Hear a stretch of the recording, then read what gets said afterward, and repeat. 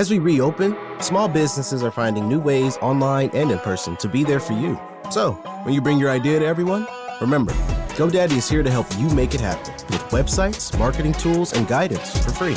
Learn more at GoDaddy.com. Hi, you guys. Welcome back to Authentic Talks. I'm really excited about today's show because I have an authentic talk, you guys, with a lady who is an author. She is an entrepreneur, an actress, as well as a world traveler. She is a speaker, a YouTuber. She also has her very own podcast. Without further ado, I'm going to go ahead and allow her to tell you a little bit about who she is. You guys buckle your seatbelts in. This is just a genuine, authentic conversation where we talk a little bit about everything. All right, you guys, please welcome Preity Upala to Authentic Talks. Authentic Talks is all about authentic conversations. This show is all about growth, love, respect, success, mind, body, and spirit. If you're looking to grow and become your authentic self, then this is the podcast for you. And I am your host, Shantae. Welcome to the show. Namaste, Shantae. Thank you so much for having me on your wonderful show. It's such an honor to be here, and I'm so excited to have this wonderful conversation with you. I'm excited to have you here. Can you please share with our audience who Preity is? Oh, thank you. Absolutely. So Preity Upala is a former investment banker from Sydney, Australia, who is now in media, Hollywood, and politics here in Hollywood, Los Angeles. I do many things. I work in Hollywood as a producer. I also have my own radio show and my own news podcast. On top of that, I speak around the world on various topics ranging from geopolitics to spirituality to feminism and purpose. I am writing my first book this year. I write for various outlets as well, again, on a wide range of topics, including politics and conflicts, religion, peace, as well as spirituality. And my passions in life are spiritual pursuit and globalism, international travel. Whatever I do, I try to marry the two. And my dharma, I see as being uh, able to uplift and inspire people through my work and my presence. I've been to about 100 countries, so I really see myself as a global citizen of the world. And I'm just being the most I can be in the world, and especially in these very interesting times. It's been a joy, I think, the adventure I've had here in America, and I'm just here to serve. Wow, you have a very full plate. Yes, Some very. Sometimes whenever I do really short podcasts, I call them pod snacks. And Mm. what came to mind is like a pod meal. Yes, yeah, but the three course, baby. Yes, definitely a three-course meal. Me, you mentioned that you work in the media, Hollywood, politics, Yes. spirituality. What do you currently do right now as far as in Hollywood? Good question. So, as far as Hollywood is concerned, I won a scholarship a few years ago to study acting and film in New York. So, that's what brought me out here from Australia. I was an investment banker in Australia, and I was deeply unfulfilled. And I had a spiritual awakening at the same time. So, I pretty much had a career change when I was in Australia, and I traded the corporate world for creative arts. And very quickly I won the scholarship, and I just bought a one-way ticket and came to New York, and then eventually I came to Los Angeles. I started off acting, TV, film, commercials, Hollywood, Bollywood, in all over the world. But then slowly I realized that I'm really an entrepreneur, and I'm really a creator and a producer. So now I'm developing my own show. I find that much more fulfilling. And I think my relationship with Hollywood has evolved over the last few years. I see it for what it truly is. And I also see my own path, I think, so much more clearly. And I think I know with my skills and expertise and gifts what I really should be doing in the world. And also what I should be doing even in this industry to begin with, because that's evolved, I would say, quite a bit. But because I live in LA, I'm really in the heart of it. And Hollywood is an excellent platform for the things that I do. And, the way that I do it is definitely with sort of with love and light, so that people can be inspired. And I think they see what I'm trying to do in sort of an uplifted way, I think. So there is no, there shouldn't be any divisiveness or any confusion about it. I think people should realize my intentions and just who I am and what I'm trying to do. So very much a part of Hollywood for now, uh, open to where the world, the path that the universe has set for me, I guess. But I just get a feeling that I'm going to be in this industry for a long time. So you actually went to do like commercials, and what is that like? You have to go through an auditioning type process? Yes, it is fun, and I think the best way to treat acting in LA is, love what you do, and it's fun, and just be a good person, and be a pleasure to work with on set. And trust me, you will be happy, and you'll get booked and all that. And just have realistic expectations. It's a very challenging industry. Not everybody is going to be the next Tom Cruise, and it's really not what it's cracked up to be anyway. And I really think post COVID, this industry is really going through a transformation for the better. I think there were many elements that were a bit unsavory and not very elevated, let's say. And I just find a lot of that sort of fading away. So I'm curious to actually see the new Hollywood, and it's going to take some time for it to really come back together, because I think we're not able to shoot yet, and we might not be for a little while, I think. Mm-hmm. But yeah, I mean, as far as the commercials go, I was very lucky. I actually booked a lot, and I've worked in 4 different continents actually. So it's been a very varied, diverse working resume. I think I have, and I also am a beauty pageant winner. Not that I have much interest in that, and I never thought much of it. I still don't think anything of it, but I did compete and win several titles in my life. So when I moved here to LA, I found out that it's kind of a big deal here. So I kind of was able to use some of these titles just to, I wouldn't say open doors, but I just think people here are so impressed if you say that you're a Miss something something for some reason. I don't know why. And they just kind of roll out the red carpet, which they did for me. And I'm like, I'm gonna take this. It's really very foo-foo, but hey, I mean, I'm the only Miss India International here in this room, so I'm gonna own it and make what I need to of it. That's interesting. There's so many questions. When you said that it's unsavory, like, so it's not what we think it is, because we think that Hollywood and doing all of that seems so glamorous and like, Well, that's what it seems like, and if people are believing that, then it means that they're actually doing a good job. So I think behind the scenes is quite different. So it's not glamorous as it's cracked up to be, in the sense that the product might look glamorous, like a shoot or a commercial or whatever, but the actual work, you might do like 15 or 14-hour days. Everybody is tired, they're irritable. It's, the shoot is very kind of very demanding, let's say. And if you do a TV show or a movie, it's even more sort of, I mean, you're kind of frazzled, you can't really do anything else. But that's just the on-set experience. I think when I was talking about unsavory elements, I was talking about several things. Number one is, of course, the sleaze factor. So I'm sure you've heard of the Me Too situation, the Time's Up campaign, this whole Harvey Weinstein, Jeffrey Epstein, all of this stuff has come to surface, in the last few years. And I think people are realizing just how corrupt and sleazy Hollywood always has been. And people would try to ignore it. But I think we've come to a point now where people don't want to ignore it. So there's that factor. And then the other factor is, I think before this pandemic, I just think that celebrities had some status in society, which, even though I'm sort of a celebrity in my own right, I don't know why they have been given this pedestal. I mean, you think about people like Kim Kardashian or these reality stars, Instagram influencers, especially the people on the periphery, let's say, of celebrityhood.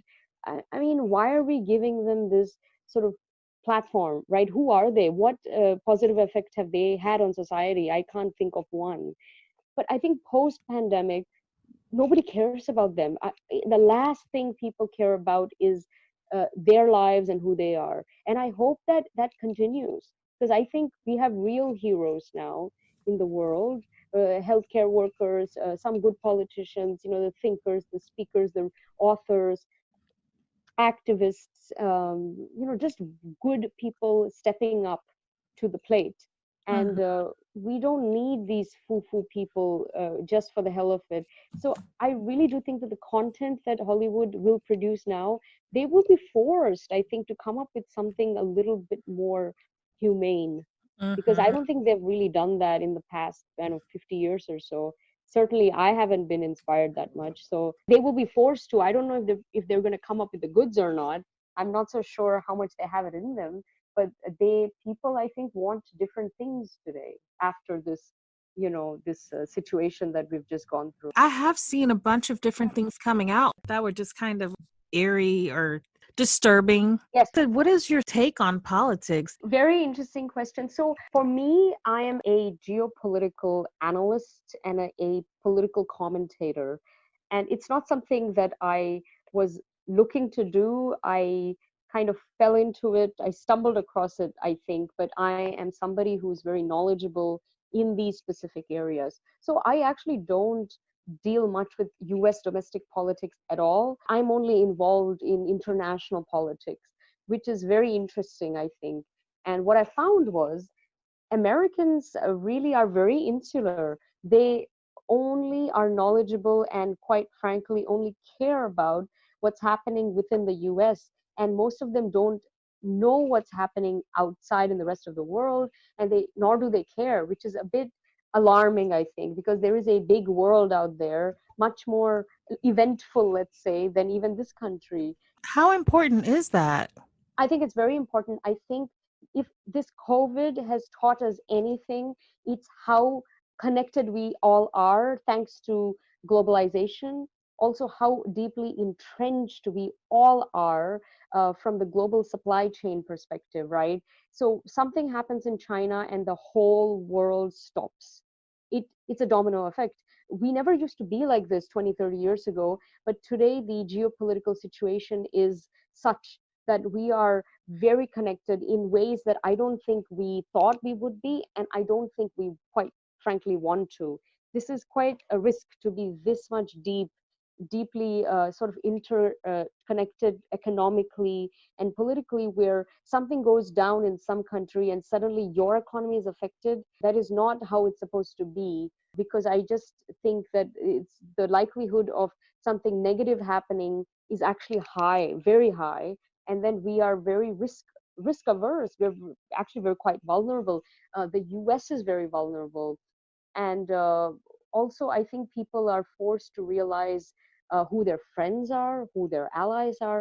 I think Yes. when I look at US foreign policy, because I'm an analyst, I speak and write about these things, and I kind of get invited to speak around the world. I always tell people I'm shocked at how atrocious US foreign policy is. They don't know who their friends are, and they don't know who their enemies are. What I've noticed is they keep um, abandoning their friends, and they're in bed with their enemies. This is what I've noticed. And I don't think they even know themselves sometimes, or they do know, but they're going to do it anyways for some great strategic move. I don't know what that is, and I don't know if even they know what that is. But it's sort of the rest of the world looks at some of these actions, and this is, by the way, consecutive governments. Say over the last 50 years, all all governments have done this. I don't think anyone has been better than the other. I'm not just talking about this administration, I'm talking about several, right? And across party lines. And it's just a failure to understand, I think, complex uh, situations in other parts of the world, especially conflicts and wars and things that they somehow got involved in, and they don't know much about it, but they're deeply involved, and they're making a lot of wrong moves. They're getting either they're getting wrong advice, or they're getting good advice but not acting on it. They're going ahead and doing something else. So I often write and speak on these issues. It kind of baffles me, but that's the US for you, you know. Who would you say is our enemy? Good question. This US has a history of, I don't want to say proxy governments or proxy wars, but it supports sometimes these tin pot kind of dictators in, Middle East and subcontinent, for example. They have some strange allies, and they have some strange adversaries too. For some reason, they consider Russia and China. I can understand. I can totally understand China, but they look at Russia and Iran. This is from the Cold War period, because right from the Cold War, they took a stance, and they were very anti, it was US on one side, and it was, Soviet Union on the other. So, and then when the Soviet Union broke, you ended up with Russia, and still they're very kind of against them. I think they have a history, they have an antagonistic history with Russia, but I just don't see Russia as the threat that they think it is. It's much weaker, to be honest, than it appears to be. China actually is much more dangerous, as we have seen. But they do see China as an adversary, so that is good. But they still continue to be entrenched, I think, economically and in so many ways. Another example is Iran.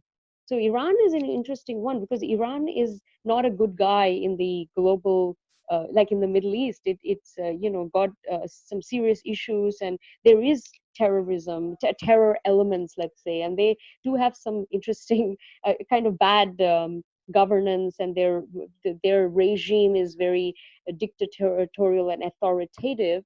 However, I don't see Iran as this great threat, because they don't have nuclear weapons. They do support terrorism in some ways, but they're not hiding the terrorists. They're not, Osama bin Laden, right? This man was like public enemy number one. Well, he wasn't hiding in Iran, right? He was hiding elsewhere. To sort of, I think, look at Iran as like this bully number one, public enemy number one, is, I think, very dangerous, because in doing that, you actually ignore other bad actors. Now, you asked me who are the enemies. I think when you had that Iraq, the Gulf War and stuff, I think there were a few interesting Middle Eastern countries that the US supported that are problematic. But of course, I think the big elephant in the room, at least from my perspective, because I look at counterterrorism and things like that, I would say it's Pakistan, because this is a country that funds terrorism. They train these jihadis, and they give refuge. Osama bin Laden was, that's where he was hiding. They gave him refuge, and they're supposed to be a US ally.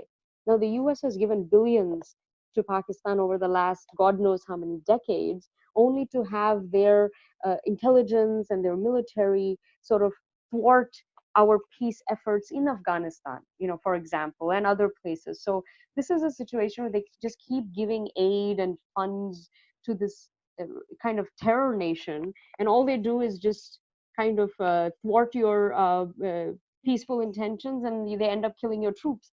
But they don't see it. It's like moronic.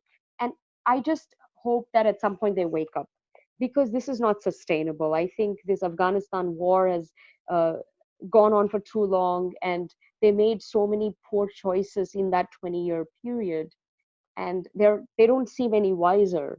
So it's sort of interesting and funny to talk about these things sometimes, but it's actually very sad, because they're dragging, the rest of the world is getting affected by all of these events.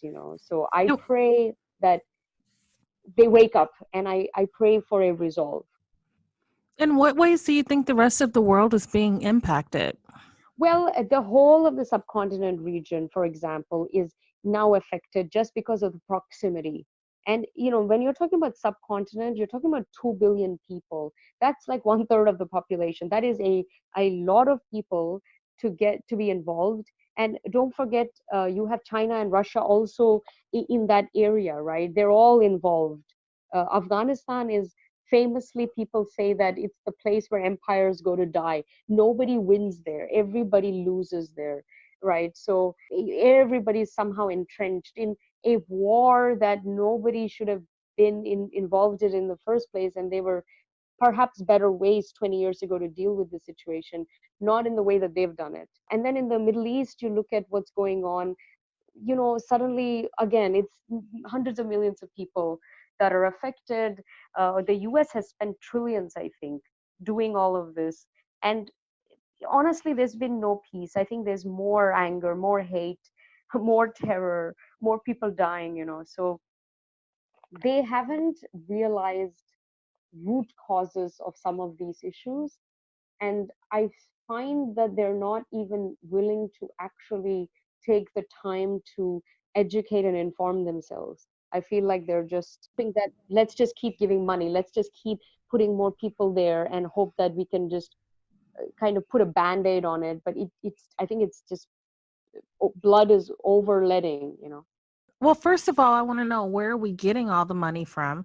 And then Hmm. second of all, we have so many homeless people here in the United Yes. States. I know that my mind thinks like about United States because I've never been outside the country yet. I have family that has, a sister who serves in the Mm. military, Wow. a son as well, and they've been all over the place. Mm.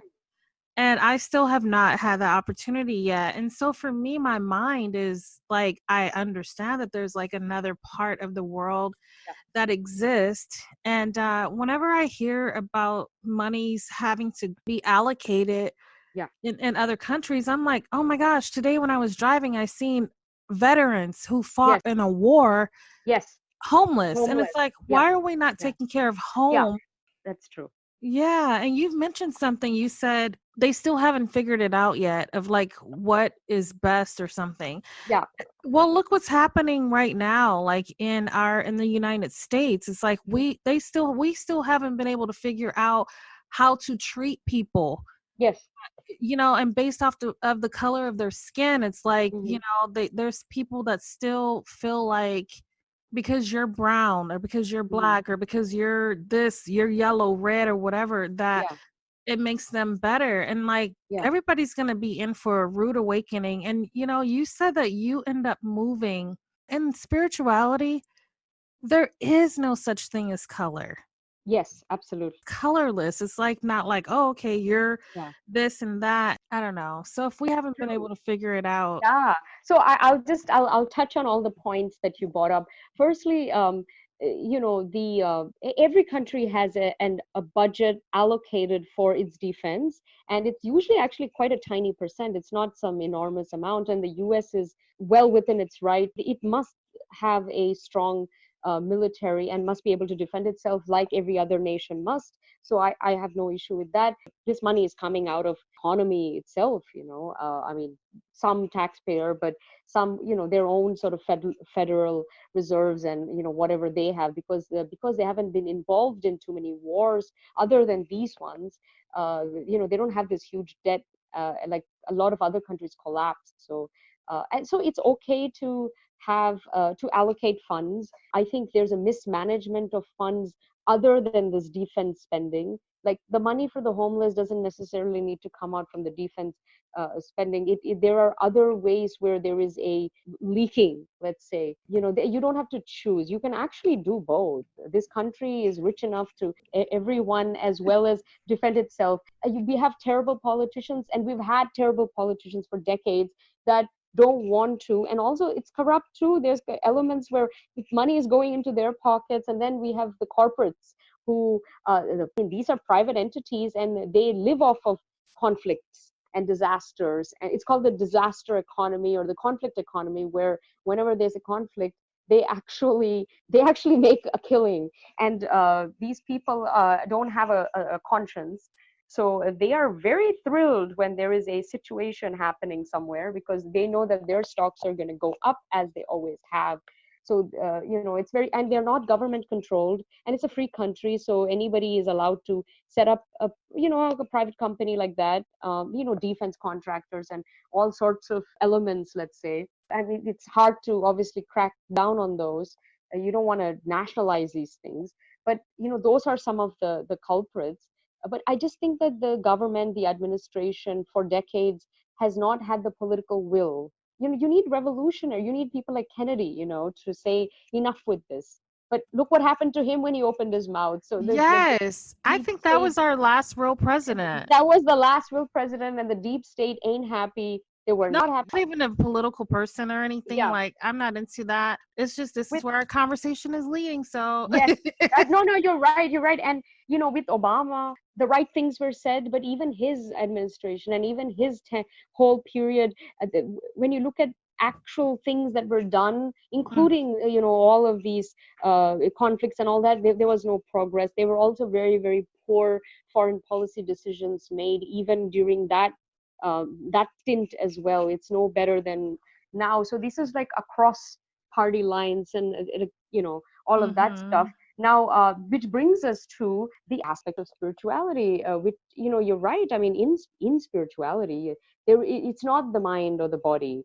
We are not the mind or the body. We are the soul that resides within. So we have to look at each other as the spirit, right? And that Yes. spirit is eternal, right? And it never dies, and it just sort of transforms. And that we are all connected. We're energetically connected. Our spirits are connected. There is an interconnectedness and oneness amongst ourselves. And I think the day we realize that how much connected and deeply connected we are, that's when we will stop all of this rubbish. Because in spirituality, another concept is Maya. Maya, I'm sure you must have heard of that word. It means Mhm. illusion. It's a Sanskrit word, but it means illusion. And it's like the Matrix. The Matrix was, hey, this is all some simulation, and we are here, and we are supposed to find the key. Well, Maya is the same thing. It's the illusion of life, and we are in this illusion. We have to play our parts, but it's like a divine play going on, and we have our role to play. But we are not the role. We are not the identity. We are not, our ego. As we reopen, small businesses are finding new ways online and in person to be there for you. So, when you bring your idea to everyone, remember, GoDaddy is here to help you make it happen with websites, marketing tools, and guidance for free. Learn more at GoDaddy.com. We have to realize that we are only the soul and nothing else. So we are not there yet, though, as a planet. There are many people obviously who are awake. There are some cultures that think like this, which is good, but there are so many others who don't. This is all very, when I talk about spirit or soul being eternal, or I do talk about reincarnation, and because from my belief system or things, from my understanding of life and God, if the soul is eternal, it never dies, that means that it comes back until it liberates itself. And that's the concept of reincarnation. I don't believe that when we die, we just disappear and this is just some scientific project. I think it's so much deeper than that. And that does explain the miracles of life. And why do we have these why are we so sensitive to energy? We are energetic beings because we are all we are is energy, right? So I think we have to start thinking in those terms. But when you get into religion, there are many religions that don't think like that. If you tell them that I believe in the spirit and all this divine connection, they'll say it's the work of the devil or something like that. Yeah, it's so true. Sadly. So this is the problem, especially when you think about dogmatic monotheistic religions. They don't like this kind of thinking. When you look at I'm from India, and my faith is Hinduism. I'm Hindu. So in Hinduism, or also the other dharmic faiths, this is who we are. This is our understanding of life. So we are very comfortable with it, right? So we don't have angst that I see out here in America. People are like, what's the meaning of life? Why am I here? In India, even the beggar person on the street, they may have nothing, but they know why they're here. They understand this concept of spirit and Maya and all that. They know about Atma, which is spirit, and all these things in a very, very deep way. It's kind of in their DNA. Which is beautiful. So there is this beautiful acceptance and surrender of life that I don't see over here, but I see it in the East, which Mhm. they may have nothing, maybe they're very poor, it doesn't matter. They have a glimmer of hope in their eyes. There is a warmth and a happiness there that I would struggle to find even amongst the billionaires sometimes in the West. This is, I have seen this with my own eyes, this stark contrast, which is a shame. You know, you have everything here and yet people are miserable, and there people have nothing and yet they're more humane and more present, I think, than people here may ever dream to be, right? And actually, Mm-hmm. in this country, we're lucky we can have both. You know, I feel that I can have both because, you know, I'm in Hollywood, right? So I'm very much around glamour and I enjoy it. I'm not attached to it, but I'm not some monk. I'm certainly not a nun. You know, I mean, I'm very much in the luxury and glamour, and I own it, and I enjoy it for everything that it is. But I know that it's not me. So I know that I am just the deep soul inside and the divine consciousness, and that's really where I sort of come from. So you can actually have your cake and eat it too, but you have to understand that you can do both. I think coming to that conclusion itself is not an easy one. I think for especially you know, what I found is America is a very, very religious country. People are very puritanical here. These people are people of faith, which is beautiful, but you have to expand your mind and realize that there are other ways of thinking and being that Mm-hmm. are not a threat. They're not incompatible Mm-hmm. with you, and they only add to you. And this is the best place where you can actually have a good life, and plus also be genuinely spiritual too. You can't find this honestly in many places around the world. But I think they're sometimes the dogmatic thinking stops them from Mm-hmm. kind of you know yes. Opening up their mind. I was religious growing up. Mm, And I think that this is generations and generations of like teachings. This came to us as a people by force because we were spiritual yes, people as well yes. and had no religion. We understood that there was a connection and that whatever you want to refer to, God or Mm, the universe, whatever you people want to call it, was in our hearts and we had a connection. It was forced upon people. mm, And I think that Christianity is something that is very popular mm. in the United States, and it's like if you are a spiritual person, sometimes they think that something's wrong, but when people I know. It's like you're this is the work of the devil. Oh my god, you're gonna hell, you know, oh my yeah, god. Like you do yoga and they're like, oh my god, honey child, that's like the work of the devil. And I'm like, are you serious? yeah. Yoga is the most spiritual thing you can do. And I wouldn't say that it's, you know, I don't like to call yoga religious. I mean, it is very, it's a spiritual practice. I mean, it has a source. You don't have to be a Hindu to practice yoga, and nor are you going to become a Hindu by practicing yoga and saying namaste and all that. This is, you know, universal greetings, and you know, this is knowledge for the world. I think you can be a proud Christian and do yoga and have respect for both. Also, another thing is there are people, this is actually not with Christians, but there may be with the atheist types or other people, that what's happening there is they want to kind of disassociate yoga with its roots. So they're saying, no, yoga is just exercise. So that's not true either. I find that quite disrespectful to the source because it came from a certain kind of ideology. And although I don't think it's religious, it's certainly of a certain kind of wisdom. You know, it's Hindu, it's Indian, whatever, Vedic, Indic, you know, dharmic, whatever word you want to use, it's all the same. But you can't say that it's not that, oh, it's just some universal bunch of poses, exercises. It's not that either. So the truth is actually in between, you know, because I meet people on the other side too, and I don't like that either. I don't think that, I think both people are being very offensive because I happen to be a Hindu and this is my culture, right? So I don't like either. And both are dangerous. But certainly from a Christian point of view, they need to know that it's okay to embrace, respect, have mutual respect with other kinds of spiritual and wisdoms beliefs out there. They're not threatening Christianity in any way, you know. Some maybe, but the kind of spirituality I'm talking about, not threaten at all. In fact, it only adds, I think. We were born with intuition and an instinct, and people stop relying on their instincts. What I learned growing up as a Christian is that being really religious doesn't make you a better person. Right. Yeah, It it does doesn't. not. It does not. And being super religious doesn't mean that you're going to have, necessarily like a better life than your Yeah, neighbor who may who not. might not be that spiritual. Yeah, I think Yeah, people like in a dogmatic monotheistic religions, they connect, I think, religion with spirituality and philosophy, and seeking.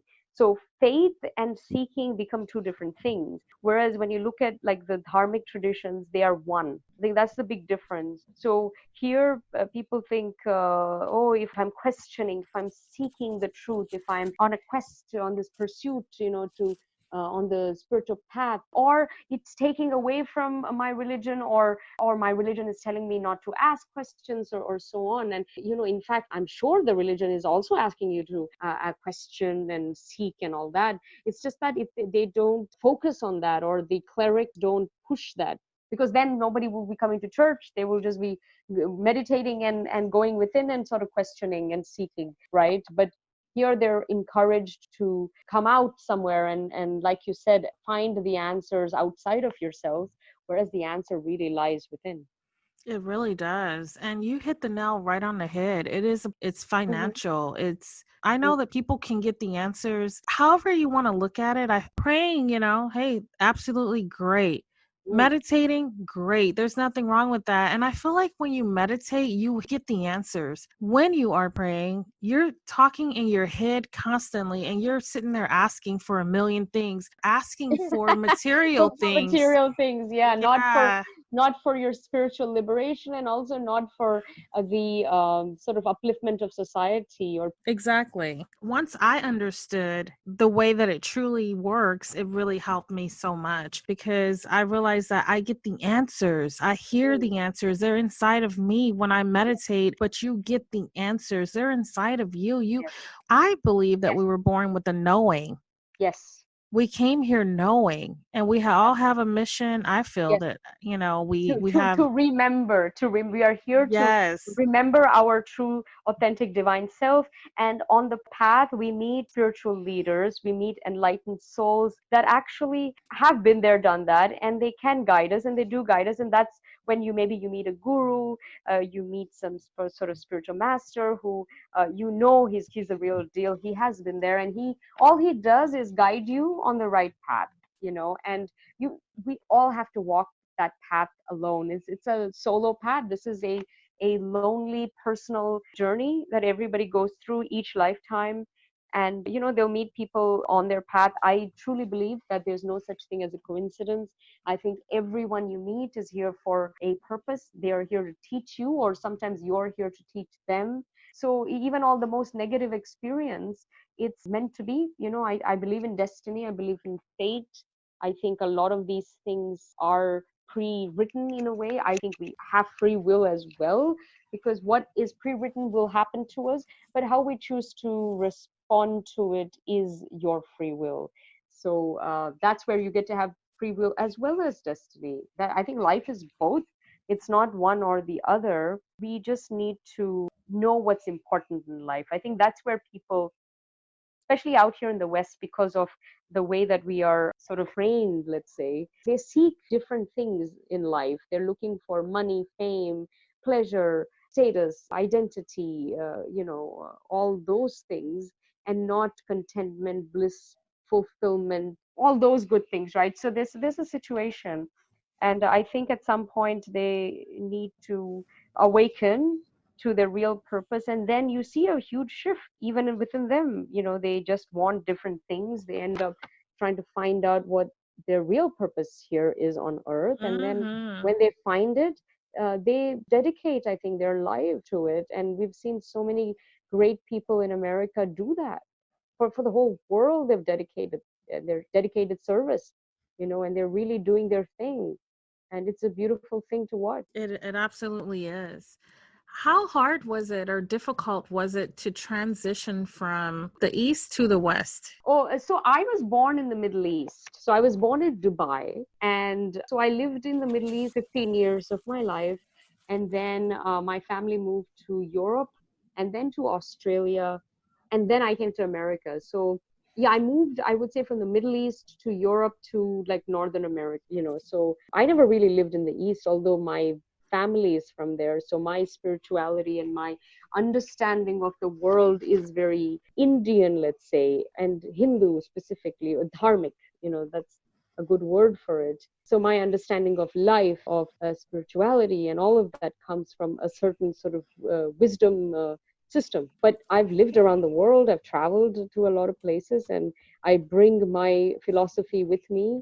And it's universal, it's eternal, no matter where I go. I know that my wisdom helps me, my connection helps me, my just the deep connection I have with my higher self, with the world and the divine consciousness itself, I know will always guide me. And I have a lot of faith in that. And it's never kind of left me, I've never kind of wavered from that. An interesting move was the move from corporate to the entertainment industry. That was definitely a shift. And then from the entertainment world to the spiritual kind of, let's say, public intellectual space, that's also a big shift. Those two are quite disconnected. I've jumped around, and now I have all aspects almost, because I'm still very corporate, because I'm an entrepreneur. I have my own company. I work for myself. Everything I do, I'm a CEO, and I have to be accountable. And this is a brand as well, in that way. So, my business experience has also never left me. Then I think these things always remain with these amazing experiences and skills. Nothing is ever a waste. Just like I think everyone you meet is for a purpose, I think every experience is also there to teach you as well, right? You learn about life, about your strengths and weaknesses, and so on.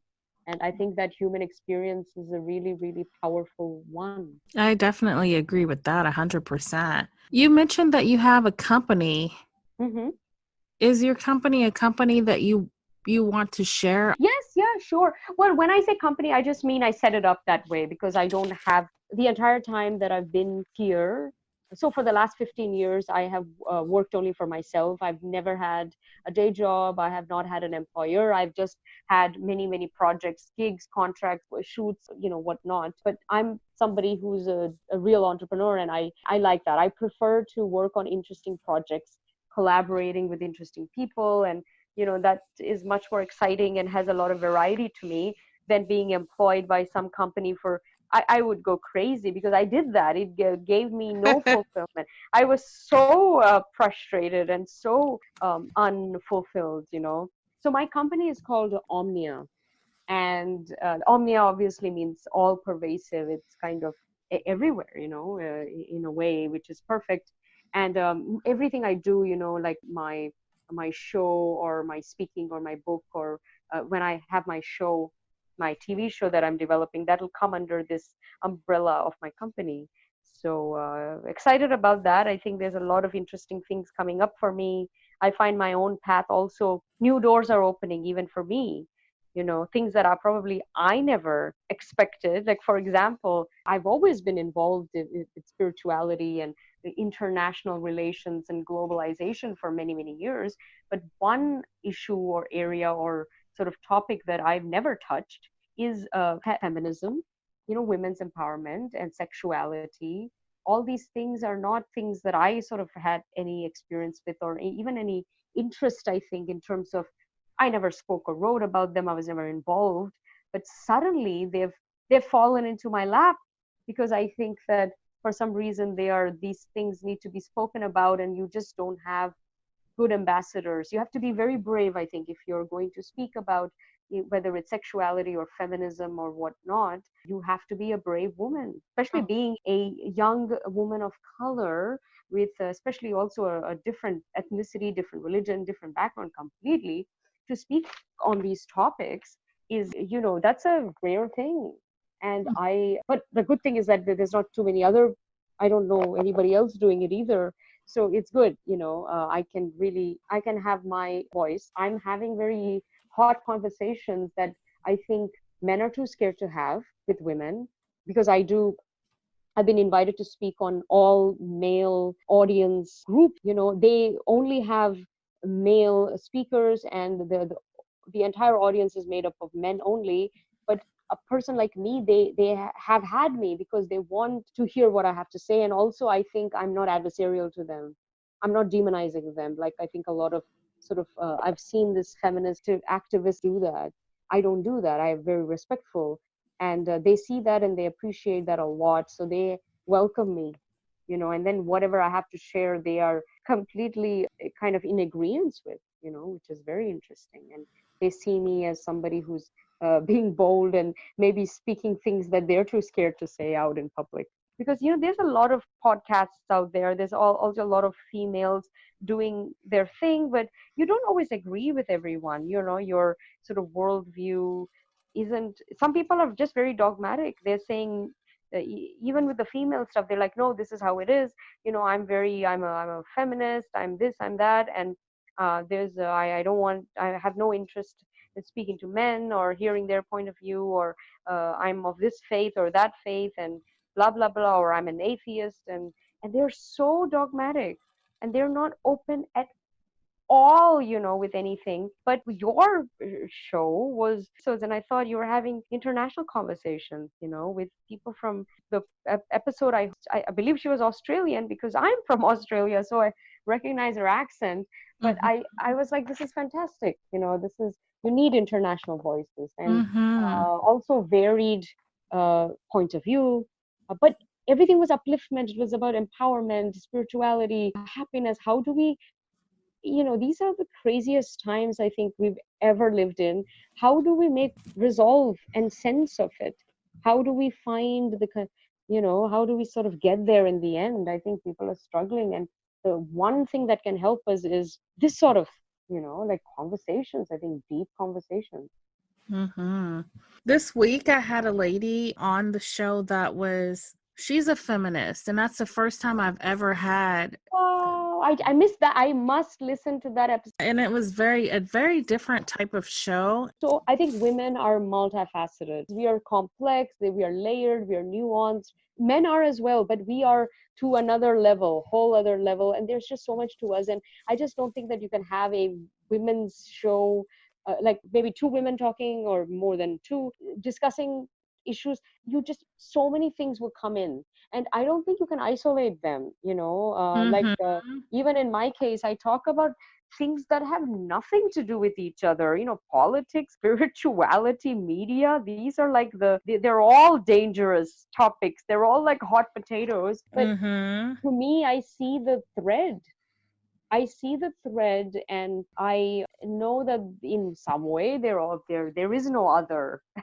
There's a beautiful spiritual saying where some disciple asks a guru, what about them? What about what they think? And the guru says, who's they? There is no they. There is only you. The world is a mirror. There is no out there. That is so powerful. Like, again, the Maya, the Matrix, right? So this is all some kind of illusory simulation that we're in. I mean, it's very real. It's a real simulation, but that's all that it is. And there is no other. When someone hurts you, if you feel hate towards someone, know that there is no they out there. It's just aspects of yourself that you're upset with. I see a lot of violence, a lot of hatred right now. It's not that people are hating each other as entities, they are hating aspects of themselves that they can't comprehend with. They are trying to make sense of it all, and because they don't have the answers or nobody's guiding them, there's angst, and they just lash out on the other because all they have is the person in front of them, right? So it seems like everybody's really playing up and kind of going for it when the pain is really within, and it's with aspects of yourself. I find that the loudest people sometimes, the people who make a lot of noise, they're actually very hurt. That's why they are louder. So just because somebody is shouting and making a big hoo-ha doesn't mean they have the answers or they're wiser or anything like that. Just know that they're hurting. And all you can do is give them compassion. If somebody is giving you offense and hate, just know that it's not you. They're hurt. They need love. They need understanding. All your job is to give compassion and empathy, because that's all that you can give. That's all that they need.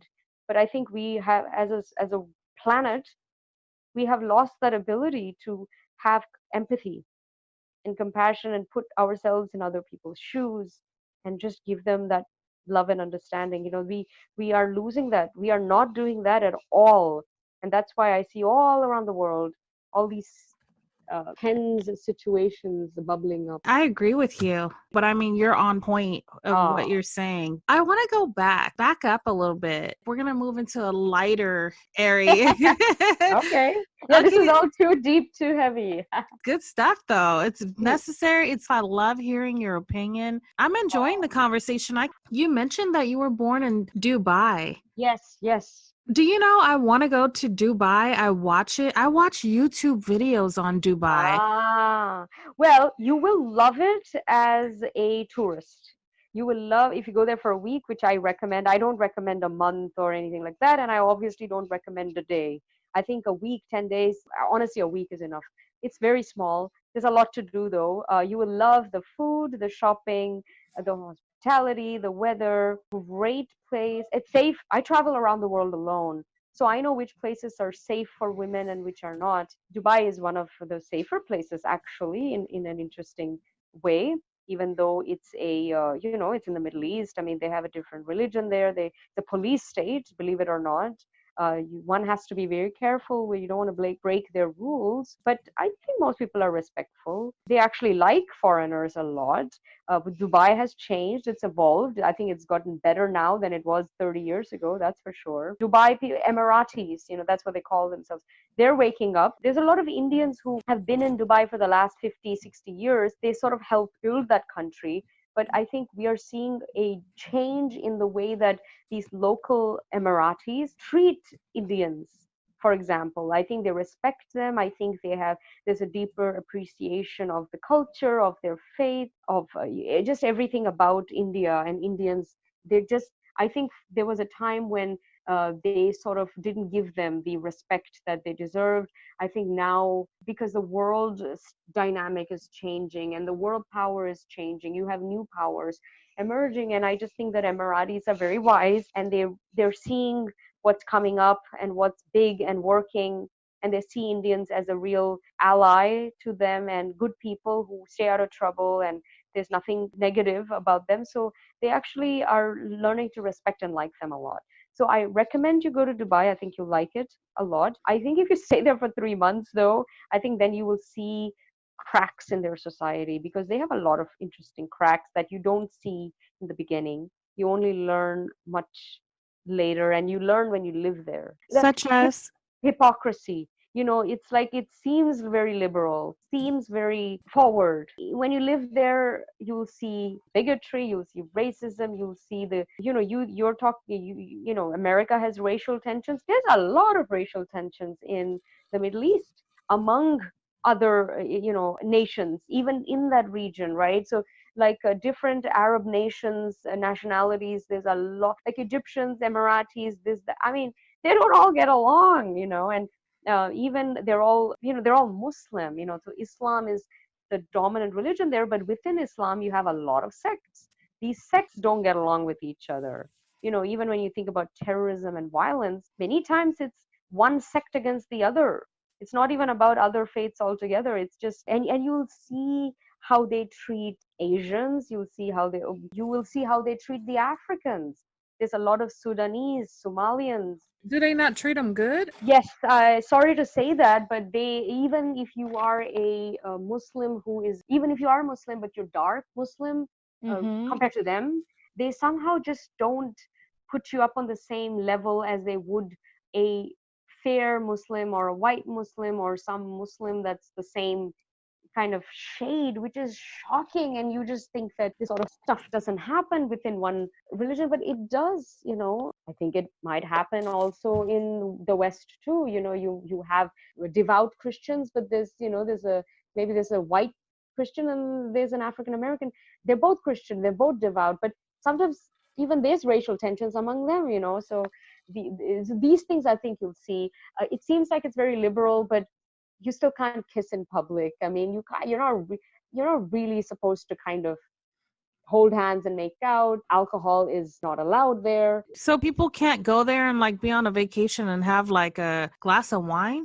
only in hotels. So you cannot buy alcohol yourself. So you can only go to a restaurant and go to the bar in the restaurant and order.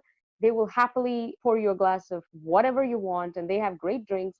And by the way, they have fantastic hotels, fantastic restaurants with the bar service. Not every restaurant has that license, but a lot do. You can order room service, you can have as much champagne as you want, but it's very regulated. You have sort of nightclubs, but again, they're very different. So when you stay there for 3 months, it's a different world. Dubai is actually the most liberal out of all of them. You go to other Islamic, Middle Eastern countries, Arab countries, they don't even have that. They don't even have there's no alcohol at all. Women have to dress up in the whole thing. They can't drive. Forget about being seen alone. Oh, you can't drive? Most of the Arab countries you can't. Dubai, you can. Absolutely you can, but that's a new thing. But many others you can't. There was a time when they couldn't even vote. There was a time when they couldn't even work. It's only recently that they started.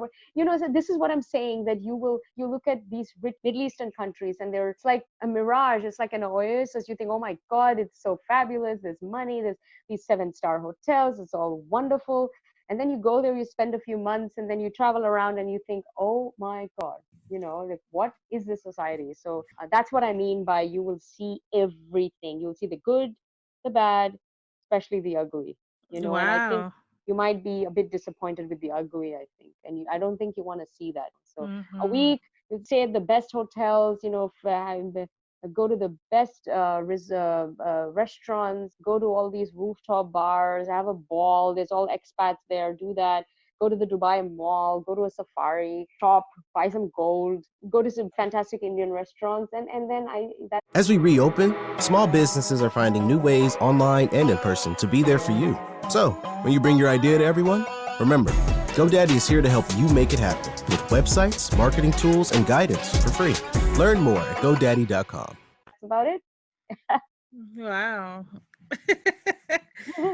So basically, it's probably prejudice around the world. Well, different countries, I think, have different prejudices. I think some countries are more liberal. I mean, I go to Sweden a lot. Sweden is a very liberal place, very open. This is the opposite of all of this, safe for women. Women and men have a lot of parity there. But this is interesting. You go to Asia and you have a situation where women are princess, like they are, if you go out with a man, even if he's your friend, he will always pay for the meal or the bill or whatever. Gentlemen will open the door, get you flowers, even if it's just a friend. Like there's just a assumption that the man is going to be a gentleman. Like, this is even a little bit in the Middle East, but definitely in the East, all over Asia and sort of all of that good stuff. Go to place Sweden, the woman will pay for herself. Sometimes she'll pay for the guy. I mean, she will be offended if the man offers to treat her. So I think it's a little bit the other way. It's like there is too much parity there, where the women are almost equal to the men. And I know we say that we want it, but do you want to be treated like a man? I don't think we do. So when I talk about feminism, this is what I talk about. Because these are very uncomfortable topics to have, especially when you have all these activists who are going on about equality, equality, equality. And then you get equality. And then if you really want equality, there are many situations where women are getting the same pay for half the amount of work because they're smaller. They are just physically not, in sports you see this, right? Sport is less physically demanding of women, but we have come to a point where sometimes the check is the same amount. And you don't see the men complaining. And if a man did complain, he would be butchered. That would be the end of him. But I mean, if you want real equality, it should be equal pay for equal work. So it also means that if a man is working 100 hours for the same job and you only want to work 50, you're not going to get the same check as him. He's going to get more. And if you want to get the same check as him, are you willing to work 100 hours a week? Some women are. Good for them. Many women are not willing to do that. So this is where this you got to be careful with this whole feminism thing. I think they talk about equality and they don't actually know the nuance, right? So I was saying, you go to Sweden and it's like, I mean, it's like almost like she's like a guy, so now you're seeing something very weird happening in Sweden where the Swedish men don't like it. I go to Thailand a lot. All I see is Swedish men. I go to Sri Lanka, I go to, even when you go to India, whatever, it's full of, full of German men, it's full of Swedish men, it's full of Dutch men. It's just the Western European men who just don't want this foo-foo feminism. They want a feminine woman. They want this princess. They want this soft woman, and you find that in Asia, and that's where they go. So for all of this talk of equality, guess what? You end up losing the man. You end up losing, the man is not even interested, either he wants to be alone or he's going to go elsewhere where he's going to find something a little bit more palatable.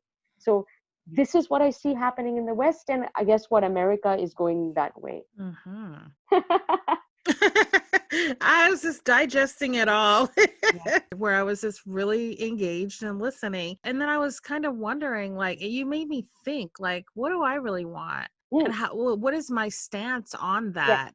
And it's something that I had not really thought heavily about. My Mm-hmm. life has been my life, and I'm married with children, and Wow. my husband is in our relationship. He's not a controlling type Nice. man. I like, that's the best, where it's confidence, Yeah. but a quiet confidence. It's not Yeah. alpha, it's not domineering, not dominating, and not certainly not abusive. It's just a person who's strong, very confident, knows who he is, but is going to let you shine and be in the background, and sort of a quiet confidence, and it's not overt. I find that very attractive. I don't like this overt machoism, and I also don't like the doormat. The guy who's like some pansy, too soft, is just too weak. Too much of Oh, that going on, yes. especially in LA. Oh, Not for wow, me. that's terrible. Yeah.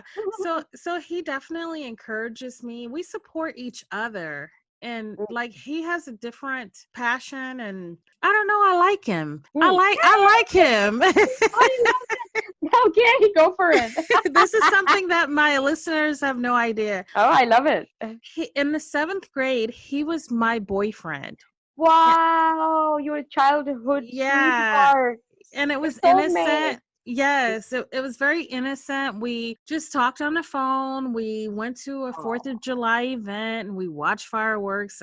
It was a summer of, I was going into the 8th grade, or it might have been a summer of 8th grade. And then we would talk on the phone, and that was it. We moved, and then there was a whole lot that happened, and so I lost touch with him. I grew up, married someone else, Oh, had children with him, and then wow. things didn't work out like it, and that's a whole nother show.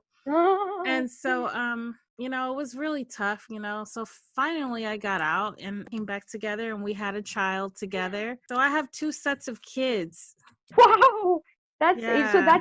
these are all, like I said, everyone you meet for a reason. They're your teacher. They're here to learn. I think you both of these relationships are fated for you. Clearly, it's karmic, and I think it's beautiful. And I think you have beautiful children out of that. And you are here to learn and grow. And I think the universe will give you the experiences that help you grow the most. So sometimes it feels like, uh, why is why did I get this lot in life? Why did I get the cards that I'm dealt with?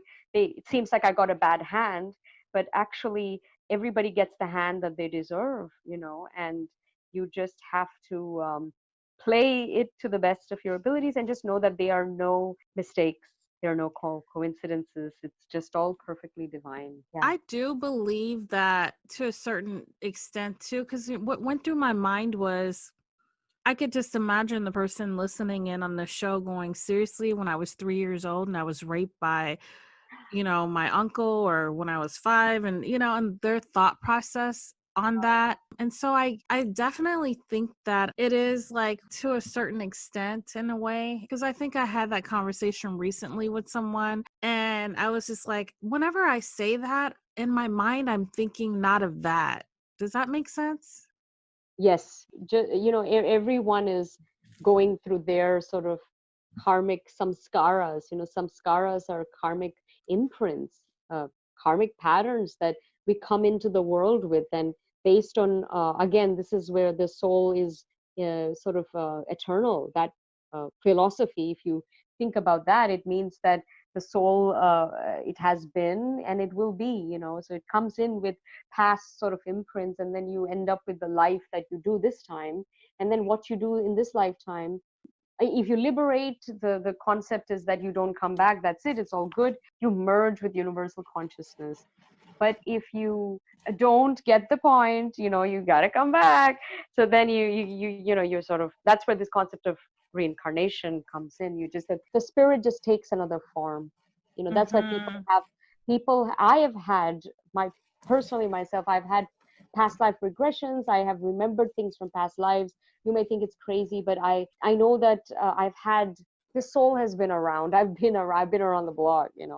So sometimes I'll meet someone and I know that I've known them from another lifetime, or things have happened and I think I've done this. That's why I don't even Yeah. try and boom boom. I'm a genius or a master at it. These sort of things. And so it's all connected. We just need to trust, I think, in spirit and in our karmic patterns, and just love and respect, love ourselves. I think what we could all learn from is being kinder to ourselves first, and then to each other. Because I think one thing that we are not being today is, I think everybody's mean, very mean spirited energy out there. People are hurting, and Mm-hmm. they're being hurtful, right? So we have to understand that there is no other. So you must not hurt yourself. When we talk about reincarnation, it's something that when I was a little girl, I always believed that it existed. It was something real. And I've had some experiences in my life where I was like, I always knew that there was something greater than us in this universe. What I'm going to share with you next, right now, is that when I was about the age of 5, Mm-hmm. I was outside playing and there was a dog that got hit by a car. He wasn't Mm, dead. He was just like yelping in pain. mm. They picked the dog up and they went and they dug this hole in the ground, and I don't know what if they buried the dog alive or if he actually died. I wasn't up close to see, but I was watching them dig this hole in the ground. Mm. The man whose dog it was, he was crying because the dog had got hit, like it was like a real bad hit.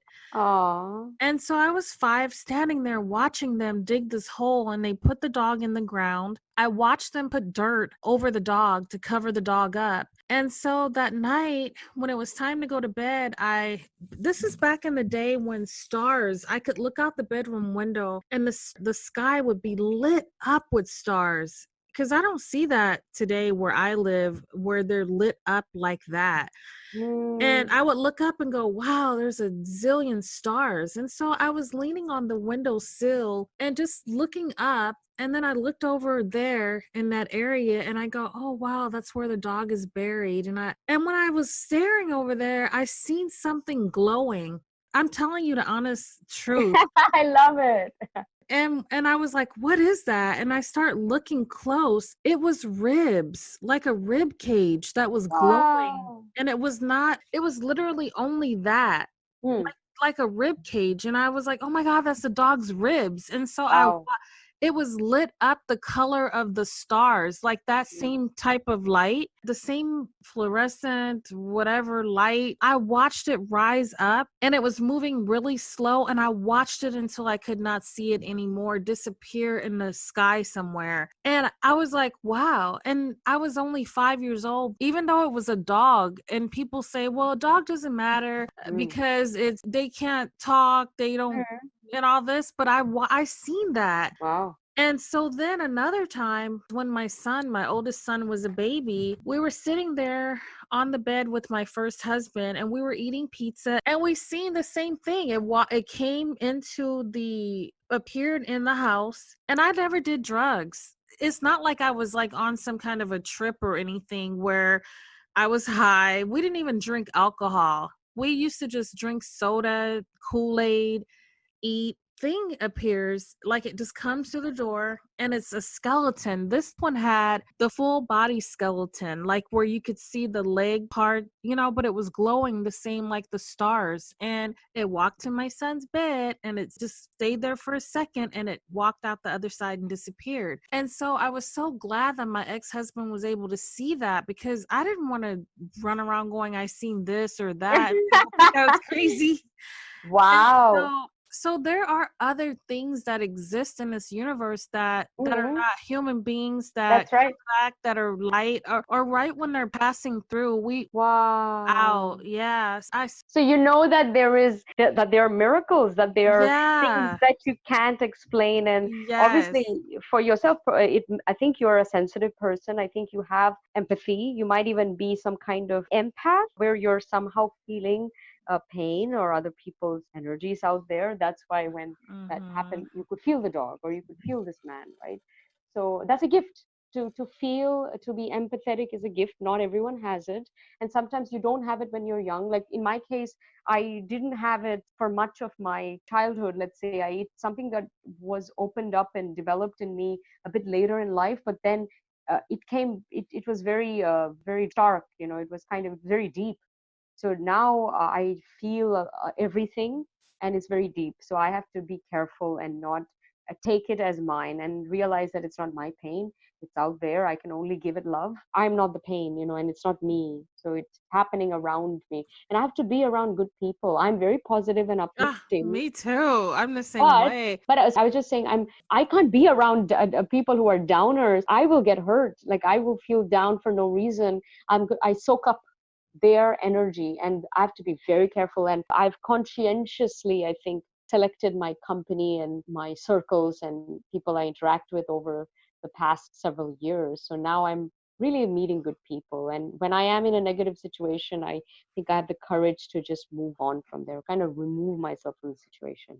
Mm-hmm. I'm the same way, where I can't be consumed by a ton of negative energy Mm, like that on a daily basis, where it's just, I have to definitely separate that and know how much I'm able to take and back off, and like, okay, I won't be able to take these phone calls. And I've had so many other things. My point was that I knew it as a young little girl, that something more existed, and I knew there were evil people or that were not right, and that they just were not right, and love really is the yes. answer, and That's not. it. That's the purpose of life. People always say, what's the meaning of life? It's knowing that all there is love, and that we are all one. These two things, if you understand them on the deepest level, from a cellular level, like from the depths of your heart, from every cell of your being, if you not just understand this, but if you actually live life from that place, that's what's going to ultimately take you to liberation, Mm, moksha, like liberation of the soul and the ego. And when you realize that everyone's connected, all that there is love, and all that there is energy, you realize as well that this is all an illusion, and the only thing important is just to know who you are and to be love, and fulfill your dharma. And mhm. you must do karma. Karma means action. So all of these concepts are very intertwined, and but it's that realization that you need to have of the makeup of it, which most people sadly never even get to experience. They live their whole life, and I see this a lot happening in the left. Sorry, in the West, people live their whole lives, and they just don't have this worldview. They don't have this lived experience of kind of looking at life this way, and their whole life has just been about the mundane and the material, and they're born and they live and they die, and that is it, you know but these all these other things are there for you to find and explore and immerse into, and sort of really realize in the end. I heard that there's more people on the planet now than there ever has been. Do you think that's true? That's true, because we've never, is it 8 billion now? Yeah. We've never had 8 billion. We had a few, there was a time when it was 1 billion, 2 billion. And I think in the last sort of few decades we have gone up. We've gone up a few billion, let's say. There's still a lot of space on the planet, though. There's a lot of parts of the planet that are uninhabited. Yeah, Mm-hmm. for sure. So, but that's a good thing, and we shouldn't be turning all those regions into habited land, and put people in there. Then we will be out of space. Going back to the karmic, what is your belief when people are reincarnated and they come back here? Mhm. What are they doing? We come in, we are reborn with samskaras. Samskaras are these karmic imprints, right? So based on where we've been in the past, how many ever lifetimes, and what we have done, how far we have come, how, especially the last lifetime, how you have been, in what sort of person were you, that's your immediate lifetime. That has the greatest effect on you today. So on this lifetime. So you come in with this sort of blueprint, and based on that blueprint, you will meet certain people, you will have certain experiences that help you learn and grow your life lessons and your blind spots. We all have blind spots, and the blueprint just helps you to identify, the blind spots, and these things manifest, and they're only here to help you grow. Just know that it's all here for love and growing. It's nothing more than that. Don't get attached to even the good stuff. And then Mm-hmm. ultimately, you have all the experiences that you need to have to heal from past karmas and whatnot, and also to take you to the point where you realize again that this is all love, and that we're all connected, and ultimate goal of life is moksha. So when you really understand these points on the deepest level, that's when it happens. You kind of have that awakening and so on, and then you're sort of in this state of bliss the whole time. That's kind of they call it samadhi, which is a state of bliss. And mahasamadhi is you're in a state of bliss, and then ultimately you pass on, but you are completely fulfilled when you pass on. So it's joy. So things happen for a reason. I think we even all of this COVID stuff, this is all part of the divine plan, so we can wake up and more love and light. If someone was joining us right now on a panel and we explained something like that to them, Mhm. what do you say to the mother who has, the little girl who Yeah. was shot or the little Yes. boy? That's a good question. And people say, well, what about all those starving children in Africa? So I think one needs to be careful and not, because there are skeptics and some sort of militant atheists or just people of science, or so they say, who actually try to discard everything that we've spoken about. And they use weird examples that are very disingenuous, saying, you can't explain the starving children that die of a famine. Uh, I don't believe in God. I don't believe in any of this. Well, firstly, God has nothing to do with it, because you can, be an atheist and still believe in this sort of everything that I'm saying. At least if you're some sort of an Indic kind of atheist, not if you're an Abrahamic kind of monotheistic, then no, you wouldn't. But if you are, like Which is for over example, here. That's yeah, here in the States. We're Abrahamic. yes, the Semitic, yeah, for sure. So, but you look at India or Hinduism or something like that, Buddhism, there it's not about God at all. You can, not believe in God and still believe in this concept of energy and reincarnation, because it's a different worldview. So that's one thing.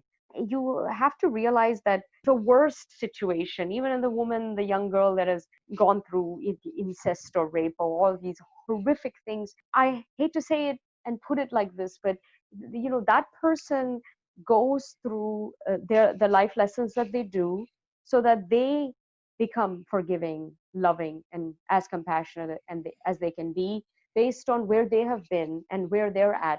They have to have these horrible experiences to open them up to the highest level. And some people don't even make it, because it was too much. But every horrific experience, again, is here to help us be the most we can be. I think this is so important. So unless you take it that way, you will just have feel pity. You feel sorry for yourself, and also you will discard these things happening to other people. It becomes like a straw man argument. I see this a lot here in the West with some of these, whether actually with religious circles who don't believe in other religions, or with atheist type people or skeptics who again don't believe in energy and the concept of spirit, where they can be very, what's the word, dismissive of Mm-hmm. all this beauty, because this is all, everything that I'm sharing with you, it's coming from a place of love, and I'm here, this should uplift somebody, it's a good thing. I'm not harming anyone with these points of view. It's, at best, it's just neutralizes you, and there's nothing devious about it. And to dismiss it as something dangerous, I think that's very sad, because I don't think science has all the answers. Mm-hmm. Real staunch scientists, well, I'm sorry, but what is there? You ask them the meaning of life, they have no answer. You ask them about miracles, they have no answer. And I mean, these people, are they really appreciating life? I mean, for me, every day is a miracle. I wake up expecting miracles. I believe in the unknown. I believe in the divine. I believe in this universal consciousness. So my life is joyful. The whole thing is mysterious. The whole thing is adventurous. Everything keeps revealing itself. That's the kind of life I live in, and I'm so blessed. But somebody who doesn't believe in any of that, well, what sort of a boring life is that anyway? It's so mundane, it's so robotic. Yeah. I don't have all the answers. What I can share with people is that I do honestly believe that, there's something more to this life. Yes, And I feel like it's the afterlife that, yes, and I'm not telling anyone who's depressed to leave, because I feel like yeah, you're supposed to die naturally, the way how it happens, not us yeah. taking our own life. I That's don't, right. I'm yeah. with you on that. You can, and also, so in my understanding of spirituality, there is no afterlife in that way. So there's no heaven and hell in that way. I think because of the law of karma, if you do good, you either earn the reward in this lifetime, or you come back. Obviously, if you liberate, then there is no need for coming back. But most people don't get it in the first go, so they come back. But the concept of heaven and hell is within the earthly plane. There's no, like, sort of Mhm. heaven, or there's no devil waiting for us. You said you have a book coming out. Yes. So thank you for bringing that up.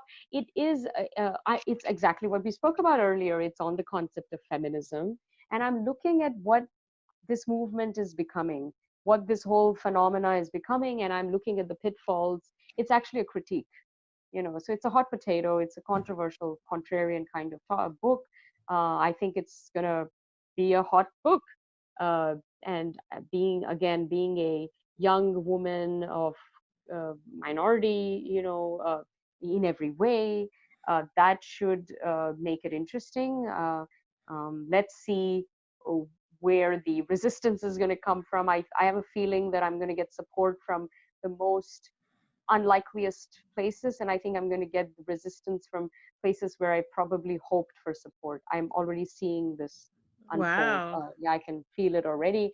I think if this book does come out and do well, it will actually show the world. It'll be like a mirror to the world of society today, the hypocrisy and the Why do double you standards. say if? I thought, why did you said if this book does come out? No, it will come out, but many people write a book, doesn't always become a bestseller, doesn't always become a thing, right? Some books do well, some don't. I So if think yours is going to do well. I hope so. Again, I have to get the right sort of, I mean, I think I will do a good job writing it, but you got to get the right people to pick it up. And also, it's a controversial thing. Not everybody will be brave enough to have it kind of run with it, so Mhm. I just hope that the right people collaborate with me, the publisher, agent, whatever, and Mhm. it will be interesting. I think people can have an honest conversation about what's going on, and I think it'll just be very healing. And I mean, I'm very brave, I can take it, so bring it on. Yeah, bring it on, right? And so you mentioned earlier that you have a, did you say you have a podcast? Yes, so I do. I used to have my own radio show called iHeartRadio. Sorry, The Eternal Hour on iHeartRadio, I should say. Mhm. And people can find me there if they just look up The Eternal Hour. I think it's available on most of the podcast provider platforms. And then I also have my own channel on YouTube, and called the Preity Experience. But you have to write in my name, Preity Upala. So it's Preity Upala. That's my full name. So if you type that, then you will find my channel on YouTube. And if you tune in, there's literally hundreds and hundreds of videos and hours of content. Very deep stuff, very much similar to what we've been discussing across the range of topics. And I'm having conversations with, I'm being interviewed by all kinds of media outlets around the world. So it's really good. I am so grateful that many people have watched the videos and subscribed, but I really hope people will check it out, subscribe, be a part of it, please. Be a part of my journey. You know, Mm-hmm. yeah. Wow, so you've been doing this for a while. If you have hundreds of videos, I have not been doing this for a while, literally a few months. you make Yeah. videos like every day? No, but I got on YouTube a very, maybe 10 years ago, I think, I don't know, but I posted nothing. I was just a viewer. It's only, honestly, it's only late last year. When I first started the acting thing, I think I had a post on that, but it's really only last year that something happened and I just got very immersed and I just put out content. I don't put it out every day. I do regularly because I get interviewed a lot by a lot of people. So I always have the content. I have the footage, I have the content, and I, make sure that's put up. So Mm-hmm. this is a collection of almost, I wouldn't say all, but most of the conversations that I've had. And it's literally hundreds, so it's amazing. And Mm-hmm. during the pandemic, I'm not kidding, every day or every other day I've had a media engagement. So I've got, 20, 30, 40 things coming, that will all go up soon in a timely manner. But this is amazing. This is exactly the sort of thing that I want. So the pandemic has actually been very good for me. Mm-hmm. I would have to agree with you that for myself in my personal life, I feel it has as well. I actually work outside the home on most, like that's how it was before everything happened. And now I work from home. And so it's Mhm. been really a good thing because I'm able to be here and Yeah. Well, mm-hmm. it's a beautiful world ahead. I think it's all going to heal. We're going to heal from this. I am very positive, and people, when I speak to them, people who have been saying you are the first person I have spoken to that's been positive during this whole past 4 months. Like everybody is doom and gloom and angst and stuff, and here I am from day one. I've just been very, very uplifting and uplifted, and that Mm-hmm. hasn't gone down even once. So it's been really a miracle for me. I actually think I have my content has reached, I think, more people than it ever has, because I've been invited to give these lectures to university students around the world, and like tens of thousands of people have tuned in. Like sometimes I've given talks where 11,000 students tuned in live. I mean, this is crazy. This is a lot of people tuned in to hear what I had to say. And I have new fans, I have new admirers, new people who want to be connected with me and are waiting for my content and my book and my talks and all this wonderful stuff. So, from that level, it's been amazing. Mm-hmm. That's pretty awesome. Yeah. So I have to ask you this. What is your favorite food here in the States? You mean so are you talking about American cuisine or can it be any? Yes. Oh, Okay, so well, let's do both. let's do both. Okay, so my favorite cuisine, ironically, is actually French.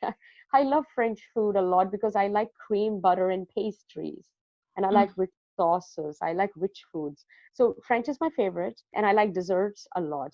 Now, as far as American, so I'm not into pizza, hot dogs, burgers, all that stuff.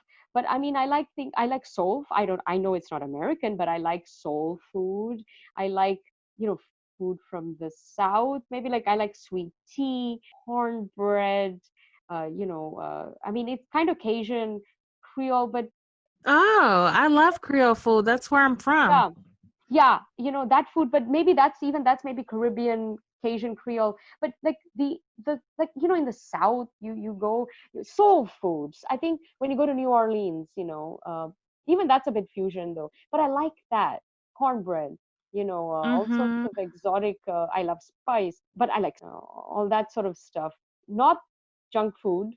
Yeah, and I mean, I'm a foodie.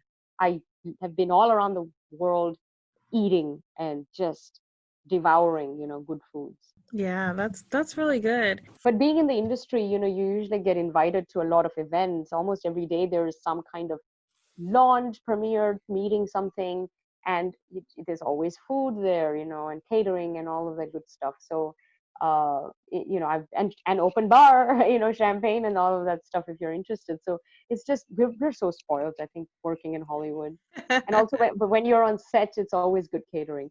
That's nice. Mm-hmm. So, what do you do for fun? So I used to be a dancer, a salsa dancer. So that was my kind of cooling off. When I was in Sydney, I used to dance like 7 nights a week. It was crazy. But when I moved to LA, I not so much. I travel a lot. That is part of my fun thing. I read. I am very social. I go to a lot of events. What is your favorite place to live? That's such a good question. I've been to many places. My favorite place to travel, like visit, is Thailand. I think I've been there, I think, more than any other place. Certainly, I love Bangkok. I like Thailand a lot. Europe is great too. To live, look, America is a very special place. I think for me, karmically, it's the place for me. I hear this is where it's all going to happen. This is where my dharma is going to unfold. I'm going to come here to be who I came here to be in the world. And having said that, my hometown is Sydney, Australia, which I would highly actually I would recommend you going to Australia. Now, Australia is different. Australia loves foreigners. They especially love exotic people, and they especially, I think, like Australian men and women just love like kind of African Americans and all kinds of Africans and all that. They just love all exotic types. It's very different, So there, I know a lot of my African American friends, especially men, when they go to Australia, they like it a lot. They have a they have a different reception over there. Let's say, so it's good. People wanted to find you. They're able to find you on. Thank you so much for giving me the opportunity. So on Facebook, I have a personal page, but I have a public figure page. It's Preity Upala, PreityUpala. If you just type in that, you'll find the pages. My Twitter handle is Preity Upala, and then on the YouTube, just type in my name, Preity Upala, again the same spelling, and my channel will come up. So please subscribe and please go through the content. Now, because I write and speak, you can find all my articles as well. They're published all over the world. You have to type in my name and just write articles or media or journalist, or if there's a specific topic like politics or spirituality, if you type that in, all my literally hundreds and hundreds of pieces that I've written will pop up. So, go through them. You'll find, I think, what you're looking for. My interview, same thing. My podcast, type in the Eternal Hour, or the Preity Experience. And you can find me on Medium as well. I have my own portal. I write a lot of my articles are put up there. My website is PreityUpala.com. It's being redesigned as we speak, so it'll be live soon. Instagram is Preity U, so Preity, and the word U, the letter U. So that's me on social media. Please find me. I'll actually give you my email address, because in case people have questions or they want to invite me to speak somewhere or write somewhere or engage or discuss, please do so. My email address is missp.productions with an S at the end @gmail.com. So please email me, and I am so honored to share with you this evening. And I really hope that some of you will reach out and let me know what you thought about what we spoke about. Thank you, Preity, so much for coming on Authentic Talks. You guys, that was an authentic talk. We talked about everything, every single thing. Well, email me, tag Preity on Instagram, Facebook. All of the information will be located in the show notes. You can also let me know what you think. What did you think about the show? Thank you all so much for tuning in. I'm Shantae with Authentic Talks.